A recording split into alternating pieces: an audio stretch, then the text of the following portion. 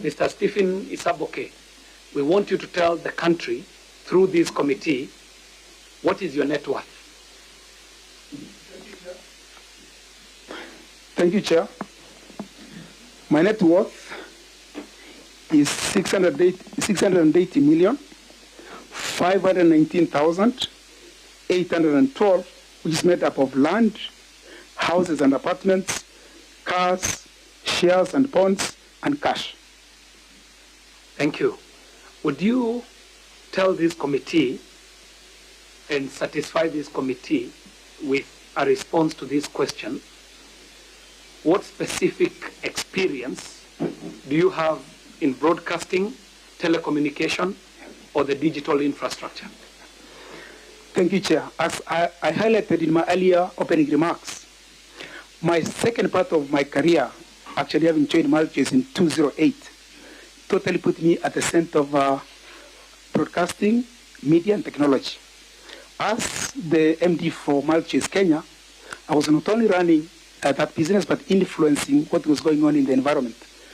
Like I've said, on the broadcasting side, we saw the opportunity of actually opening Kenyan channels, which are very vibrant and dynamic, to actually be accessible across East Africa and some even outside East Africa, provided they had the rights.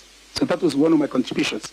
At that stage also, 2008-9, local content was becoming a big thing. It was a cliche.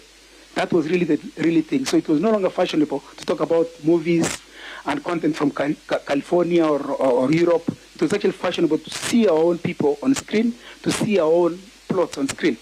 And so we influenced the group through the Mnet shows, which is entertainment, to actually start covering, the Timbi type of shows, Papa Shirandula, Inspector Mwala, those sort of shows, which were syndicated to actually ensure that our people can actually see content they can identify with on their screens. So huge contribution to local content, which essentially, as you'll see, Chair, in fact, also now supplements almost what's going on with the current government manifesto around the plan, which in fact, one of it is actually digital economy, and part of that economy is content.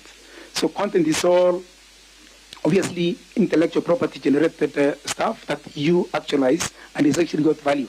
And I see that that foundation was laid from that whole local content capacity building. And we even took Kenyan artists to Nigeria to understand what's going on, so to give capacity. Finally, as I've said, I was a participant in the KICA 209 Act.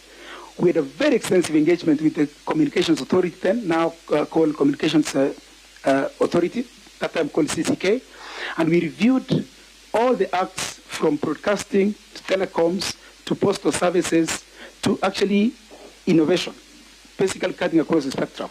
And I made specific contributions around content.